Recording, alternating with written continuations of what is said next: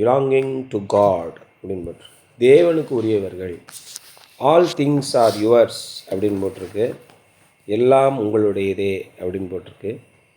The unsaintly saints in Corinth had been squabbling over human leaders in the church. Unsaintly செயின்டா, புனிதமல்லாத புனிதர்கள் அப்படின்னு புதுசாக ஒரு வார்த்தையை சொல்கிறாரு. எப்படியெல்லாம் மக்கள் வாழ்ந்தார்கள் அப்படின்னு சொல்லி. கொரிந்தியர்கள் மாதிரி கேவலமானவர்கள் யாரும், புத்தி இல்லாத கலாத்தியர்களை சொன்ன மாதிரி 2 கொரிந்தியர்கள் அவ்வளோ கேவலமான காரியங்களை எல்லாம் செய்வார். 2 கொரிந்தியர் 1ஆம் அதிகாரம் படிச்சிருக்கீங்களா? அவ்வளோ கேவலமான காரியங்களை செய்வார். இந்த இதில் ஒரு கண்டித்து சொல்கிறார், இப்படி கேவலமாக நீங்கள் நடந்துக்கிறீங்களா அப்படின்னு. அந்த அளவுக்கு தங்களை பரிசுத்தவான்கள் என்று நினைப்பதிலே அவர்களுக்கு வந்து மிகப்பெரிய பெருமை உண்டு. நாங்களாம் எத்தனை வருஷம் சர்ச்சுக்கு போயிட்டுருக்கோமா தெரியுமா அப்படின்னு. நம்ம அந்த ஆர்த்தடாக்ஸ் சர்ச்சில் மாதிரி சில கிறுக்கைங்க இருப்பாங்க. நீண்ட காலம் சர்ச்சுக்கு போனால் புனிதர்கள் நினச்சிக்குவாங்க. அதான் அவர் எழுதுகிறார். அன்செயின்ட்லி saints in Corinth had been squabbling over human leaders in the church. மனித தலைவர்களை தான் ரொம்ப பெருசாக நினச்சிக்கிட்டான். இன்றைக்கி நம்ம இதில் போப்பு தான் புனித போப்பு. இயேசு சொன்னது கூட கேட்க மாட்டாங்க, இவர் சொன்னது தான் கேட்போம். அது மாதிரி மத பிரச்சனைகளும் மனிதர்களுக்குள்ளே அடிதடி சண்டையும் வரதுக்கு மெயினான காரணம் என்னன்னு கேட்டிங்கன்னா இதான், மனிதர்களை முதன்மைப்படுத்துவது தான். இறைவன் ஒருவர் தான், மனிதர்களை முதன்மைப்படுத்த வேண்டியதில்லை. அதுக்காக அவங்களால காலால் எட்டி வச்சு அவமானப்படுத்த வேண்டிய அவசியம் இல்லை. மனிதர்களை விட தேவனுக்கு செவி கொடுக்க வேண்டும் அப்படிங்கிறதான். To some Paul was the ideal. சிலரை பொறுத்த வரைக்கும் பவுல் தான் நம்பர் 1. இப்போ என்னையெல்லாம் பொறுத்த வரைக்கும் என்னென்னா, பவுலுடைய ஊழியத்தில் அவருடைய அதிசயங்களை பார்க்கும்போது பவுல் தான் நம்பர் 1 நான் சொல்லுவேன். அதுக்காக என்ன பண்ணிட்டா, சில பேர் பவுலோடு சேர்ந்துக்கிட்டு மற்ற எதிராளியெல்லாம் வெளுவெளுன்னு வெளுக்க ஆரம்பிச்சிட்டான். அது மாதிரி கிடையாது. அதர் மெய்ட் அப்போலோஸ் தேர் ஃபேவரைட். மற்றவங்க என்ன பண்ணாங்க, பவுல் யாருங்க, பர்னபாஸ் தான் பவுலை யாருமே சேர்க்கலை.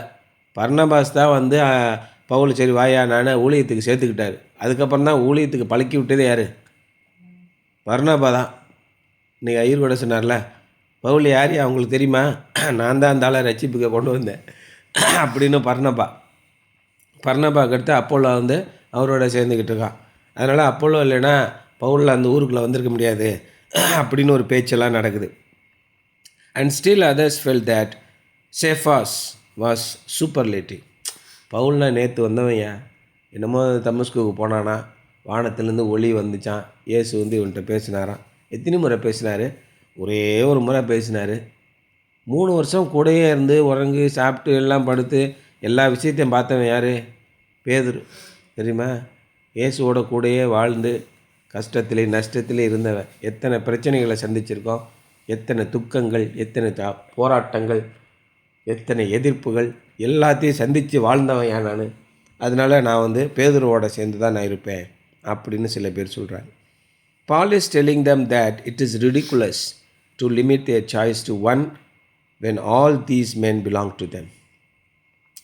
நாங்கள் எல்லாரும் உங்களுடையவர்கள் தான், நீங்கள் ஒரு ஆளை மட்டும் செலக்ட் பண்ணுறீங்க, கேலி கூத்துரா நீங்கள் பண்ணுறது அப்படிங்கிறாரு. When these men belong to them, instead of saying Apollos is mine, they ought to say Paul, Apollos and Cephas all are mine. இவர்கள் எல்லாரும் எங்களை புனிதப்படுத்துவதற்காக, எங்களை இறைவனுடைய வழியிலே நடத்துவதற்காக தேவன் அனுப்பிய காரியம் தான் எங்களுடையவர்கள் அப்படின்னு நீங்கள் சொல்லும். தேவன் அனுப்பிய காரியமாக வந்திருக்கிறார்கள், அவ்வளோதான். இவர்களை யாரும் தேவன் அளவுக்கு உயர்ந்தவர்கள் அல்ல, இவர்களை நீங்கள் பிரித்தும் பார்க்க வேண்டியதில்லை அப்படின்னு சொல்லி சொல்கிறார். It is a word for us today. இன்றைக்கும் இது தேவனுடைய வசனமாக நமக்கு கிடைத்திருக்கிறது. We are when we become exclusive followers of Luther, Wesley, Booth, Darby, Billy Graham or any other great gift of the church. இங்கே நிறைய பேர் என்ன பண்ணுறாங்க, நிறைய சபைகள், இவன் சொல்கிற சபையை அவன் போக மாட்டான், அவன் சொல்கிற சபையை போக மாட்டான். 4 மாவடிக்கு போகிறவன் ஜீசஸ் கால்ஸ் போக மாட்டான், ஜீசஸ் கால்ஸுக்கு போகிறவன் இங்கே போக மாட்டான். நம்ம பெர்க்மான்ஸ் இருக்கார்ல, அவர் சபைக்கு போக மாட்டான். எங்கள் எல்இஎஃப் இன்னொரு சர்ச் இருந்தது, அந்த சர்ச்சுக்கு போகிறவன் சிபிஎம் போக மாட்டான், சிபிஎம் போகிறவன் பெண்டிகாஸ்டல் மிஷன் போக மாட்டான், பெந்தகோஸ்தல் சர்ச்சுக்கு போகிறவன் இங்கே போக மாட்டான். அங்கெல்லாம் சரியான ஆவி கிடையாதுங்க அப்படிமா. ஒருத்தனை எதிரியாக பார்ப்பாங்க. 2 ஆடுகளும் ஒன்றை ஒன்று சந்தித்த போது அப்படின்னு பார்த்தோம்னா குருன்னு பார்ப்பானோ, ஒரு சந்தோஷமாக பார்க்க மாட்டான். இந்த வேறு சபை அப்படிம்பா. நம்மளே அன்றைக்கி போன சர்ச்சுக்கு எப்படி கண்ணை காட்டுறான் பாரு, பிடிச்சி ஆடு வந்துச்சு பிடிச்சி உள்ளே போடு அப்படின்னு. இது மாதிரி மக்களுடைய மனதிலே இறைவனுடைய சிந்தனையை தவிர குறுகிய மனப்பான்மைக்குள்ளே போகிறாங்க. பரந்துபட்ட ஒரு சிந்தனை இல்லை. அதான் இவர் சொல்கிறார். அதே மாதிரி அந்த வெஸ்டர்ன் வேர்ல்டுலேயும் பார்த்திங்கன்னா சில பேர் லூதரன் சர்ச்சுன்னு இருக்குல்ல, டிஎல்சி, அவங்களாம் லூதரை தான் ஃபாலோ பண்ணுவாங்க. அவருடைய கோட்பாடுகள் தான் சிறந்தது. சில பேர் பில்லி கிரஹாம் அவரை ஃபாலோ பண்ணாங்க. அல்லது இன்னும் ஒரு சில இன்றைக்கி இருக்கிற மாதிரி சில பேர் மோகன் சி லாசரஸ் பின்னாடியே போகிறாங்க. சில பேர் டிஜிஎஸ் தினகரன் பின்னாடியே போகிறாங்க. சில பேர் இவங்க 2 பேர் வேஸ்ட்டு, நம்ம ஜான் ஜபராஜ் பின்னாடி போய் தாலி அறுத்து போடுவோம்னு சில பேர் இந்த பக்கம் போகிறான். சில பேர் என்ன பண்ணுறான், சாலக்குடின்னு கேரளா பக்கத்தில் இருக்க அங்கே ஓடுறான். அப்புறம் சில பேர் தருமபுரி பக்கத்தில் அங்கே ஒரு இதுக்கு போகிறான். சோகத்தூருக்கு பல பேர் போகிறாங்க. சில பேர் எங்கே போகிறான், வேளாங்கண்ணிக்கு போகிறான். ஆளுக்கு ஒரு டைப்பாக போய்கிட்டு இருக்காங்க. அப்படி இல்லை அப்படிங்கிறாரு. All these men are ours and we can rejoice in the measure of light that each of them gives to us. ஒவ்வொருவரும் என்ன சொல்கிறார்கள் என்பதை நீங்கள் கேளுங்கள். ஆண்டவருடைய வசனம் ரொம்ப தெளிவாக இருக்குது. எந்த ஆவியும் நிறுத்து பாருங்கள். ரொம்ப தெளிவாக என்ன சொன்னார், அவர்கள் சொல்வதின்படி செய்யுங்கள், அவர்கள் செய்வதின்படி செய்யாதிருங்கள். இவ்வளோ தான் நமக்கு கொடுத்த கற்பனை இல்லையா?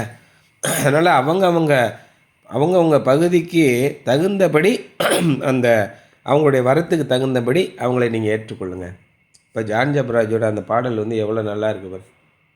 உண்மையிலே நல்ல பாடல். பாடலை பார்த்து வியாபாரம் பண்ணிட்டு இவன் ஜெயிலுக்கு போயிட்டான் இல்லையா? கவனித்து பாருங்கள் என்ன நடக்குதுன்னு. நிற்கிறேன் என்று நிலைக்கிறவன் விழாதபடி எச்சரிக்கையாக இருக்குது கடவுள். விழுந்திருக்கவே நாளைக்கு எந்திரிச்சு நிற்கலாம், எந்திரிச்சிருக்கவே நாளைக்கு கீழே விழுந்து கிடக்கலாம்.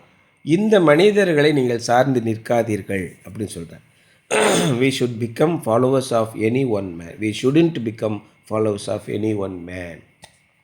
எந்த மனிதனையும் பின்பற்றும் ஒரு நபராக நாம் இருக்கக்கூடாது. But it is not only servants of the Lord who are ours, the world is ours.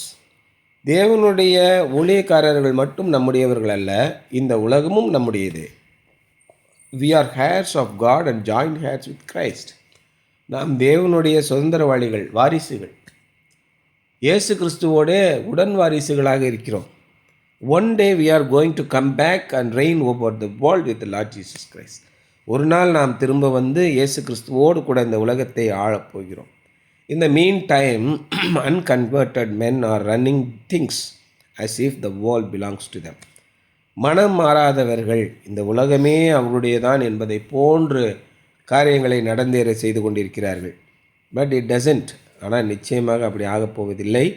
They are simply caretakers, managing it for us until the day when we take possession. நாம் இந்த உலகத்தில் இருக்க அத்தனையும் நாம் எடுத்துக்கொள்ள போகும் நாள் வரைக்கும் நமக்காக இந்த உலகத்தை பார்த்து கொண்டிருக்கிறார்கள் அவர்கள் இல்லையா? இந்த 2 மீனிங்கில் அவர் எழுதுகிறார். மறுபடியும் நம்ம அங்கேருந்து இந்த உலகத்தை நாம் ஆளப்போகிறோம் அப்படின்ற ஒரு கற்பனையில் எழுதுகிறாரு. அல்லது நாம் தேவனோடு கூட ஆளுகை செய்ய போகிறோமா அதுவும் தெரியாது இல்லையா? அப்போ பரலோக ராஜ்யத்தில் இயேசு கிறிஸ்துட்ட போய் கேட்குறாங்க, ஆண்டவரே இக்காலத்திலா நீர் எருசலேமை மீட்கப் போகிறீர்? இந்த ஆணிகளை சிந்திப்பதெல்லாம் உங்களுடைய வேலை இல்லை அப்படின்னு சொல்லிட்டாரா? பரலோகத்துக்கு அடுத்த காரியங்களை பற்றி சிந்திக்காதீங்க, உங்களுக்கு என்ன தேவன் சொல்லியிருக்கிறாரோ அதை சிந்தியுங்கள் இல்லையா? அதனால் இந்த உலகத்தில் இருக்கிற மக்கள் என்ன நினைக்கிறாங்க, வீடுகளையும் ஆஸ்திகளையும் பெருக பண்ணி இன்னொரு 500 வருஷத்துக்கு நம்ம இங்கே தான் இருக்க போகிறோம் அப்படின்றக்காக நம்ம இங்கே வரும்போது அந்த எஸ்ஆர்விஎஸ் தோட்டத்தை பார்க்கும்போது நமக்கு என்ன தோணுது, ஹார்ட் ஆஃப் த சிட்டியில் 7 ஏக்கர் இடம் இருக்குது, மரங்கள் செடிகள் கொடிகள். அவங்கெல்லாம் அமெரிக்காலேயும் லண்டன்லேயும் பாம்பேலேயும் போய் செட்டில் ஆகிட்டாங்க. இப்போ இங்கே இருக்கிறது யார் பார்க்குறது?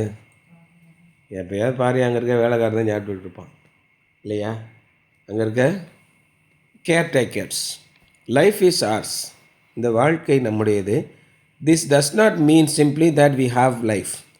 இதன் பொருள் மிக எளிதாக நமக்கு வாழ்வு இருக்கிறது என்று பொருள் அல்ல. All men have that. எல்லாருக்கும் தான் வாழ்க்கை இருக்கிறது.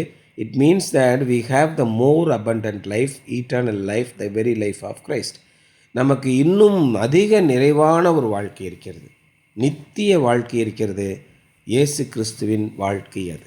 Our life is not vanity and vexation of the spirit. நம்முடைய வாழ்க்கை ஒன்றும் வீணான வாழ்க்கை அல்ல, அல்லது ஆவியின் ஒரு வெறுத்து போன கட்டம் அல்ல. It is meaningful, purposeful, rewarding. நம்முடைய வாழ்க்கை அர்த்தமுள்ளது, நோக்கம் உள்ளது, அது பலன் தரக்கூடியது. And death is ours. மரணமும் நம்முடையது. We are no longer subject to slavery all our lifes through fear of death. மரணத்தின் பயத்தினாலே நமது வாழ்க்கை முழுவதும் நாம் அடிமைப்பட்டு கிடப்பதற்கு நாம் ஒரு ஆள் அல்ல. தன்னுடைய வாழ்நாள் முழுவதும் மரண பயத்தில் கட்டுண்டவர்களை விடுதலையாக்கும்படி இயேசு கிறிஸ்து வந்தார்னு பவுல் சொல்வார். அந்த மாதிரி வாழ்க்கை முழுவதும் மரணத்திற்கு பயந்திருக்கிறவர்கள் நாம் அல்ல. Now death is the messenger of God that brings our souls to heaven. இப்பொழுது மரணம் என்பது நம்முடைய ஆத்மாக்களை தேவனிடத்தில் அழைத்து செல்வதற்கு வந்த ஒரு தூதனாக இருக்கிறான். Therefore, to die is gain. In addition to all this, we belong to Christ and Christ belongs to God. ஆகவே மரணம் என்பது எனக்கு ஆதாயம். இவை எல்லாவற்றுக்கும் கூடுதலாக நாம் கிறிஸ்துவை சேர்ந்தவர்கள், கிறிஸ்து தேவனை சேர்ந்தவர். When we think of this, I am reminded of Guy King's whimsical remark, what fortunate beggars we are. நாம் எந்த அளவுக்கு அதிர்ஷ்டசாலியான பிச்சைக்காரர்கள் அப்படின்னு சொல்கிறார் ஒருத்தர். கை கிங்ஸ் விம்ஸ்கேல் அப்படிங்கிறவர் சொல்கிறார். நாம் ஒன்றுமில்லாதவர்கள். உள்ளபடியே நம்ம நினச்சி பார்த்தோம்னா இந்த மரணத்திற்கும் இறப்புக்கும் நடுவே என்ன நடக்குது அப்படின்னு பல்வேறு சாமியார்கள், சன்னியாசிகள், அறிஞர்கள் எல்லாம் யோசனை பண்ணி பார்க்குறாங்க. நம்ம படிக்கிறோம், காலையிலேருந்து சாயங்காலம் வரைக்கும் நீங்கள் என்ன செஞ்சு கிழிச்சிருக்கீங்க அப்படின்னு யோசித்து பாருங்களேன். எல்லாம் பெரும்பாலும் வீணான காரியங்களாக இருக்கும். இந்த தனுசு கூட ஒரு படத்தில் சொல்லுவான்ல, இப்படியே உட்காந்துருக்கேடா ஈஸி சேரில், ஏதாவது ஒரு படித்தாருனாடா, படித்து நல்ல வேலைக்கு போகலாம், நல்ல வேலைக்கு போய் நல்லா சம்பாதிக்கலாம், நல்லா சம்பாதிச்சு நல்லா வீடு கட்டலாம், நல்லா வீடு கட்டி இப்படி ஈஸி சேரில் உட்காந்துருக்கலாம்னு சொல்லுவான்ல. இப்போயும் அப்படி தானே உட்காந்துருக்கேன். அப்போ காலையிலேருந்து சாயங்காலம் வரைக்கும் நம்ம என்ன முயற்சினால என்ன செஞ்சிட்டோம் அப்படின்னா ஒன்றுமில்லாதற்காக ஓடிக்கொண்டிருக்கிறோம். இதுதான் உண்மையான விஷயம். ஒன்றுமில்லாதற்காக ஓடிக்கொண்டிருந்து மறுபடியும் நம்ம ஒன்றுமே இல்லாமல் சாக போகிறோம். அதான் அதிர்ஷ்டசாலியான பிச்சைக்காரர்கள் நம்ம. What fortunate beggars we are. ஒன்றும் இல்லாதற்காக இந்த உலகத்திலே போராடி கொண்டிருக்கிறோம். அப்போ தேவனுடைய நோக்கம் நம்முடைய வாழ்க்கையில் நிறைந்திட வேண்டும். அது என்ன? நீங்கள் எதை செய்தாலும், அதை நீங்கள் புசித்தாலும் குடித்தாலும், நீங்கள் எதை செய்தாலும் அதை தேவனுடைய நாமத்தின் மகிமைக்கென்றே நாம் செய்ய வேண்டும். அதான் சொல்கிறேன், நாம் கிறிஸ்துவுடையவர்கள், கிறிஸ்து தேவனுடையவர் இல்லையா? அப்பொழுது தான் நம்முடைய வாழ்க்கை அர்த்தம் உள்ளதாக இருக்கும். இல்லைன்னா நம்ம என்ன பண்ணுவோம், ஒருத்தர் சண்டை போட்டுக்கிட்டே இருப்போம். இவன் சரியில்லை, அவன் சரியில்லைண்ணா, அவன் சொல்கிறதான் கரெக்டு, இவன் சொல்கிறதான் கரெக்டு, அவன் மாற்றி பேசுவான், நாளைக்கு இவன் மறுபடியும் மாற்றி பேசுவான். ஆகவே நாம் சபையில் இருக்கக்கூடிய தலைவர்களையோ மனிதர்களையோ பின்பற்றாமல் இயேசு கிறிஸ்துவே பின்பற்ற வேண்டும் என்பது தான் இன்றைய பிலாங்கிங் டு காட் என்ற சிந்தனை. சரியா?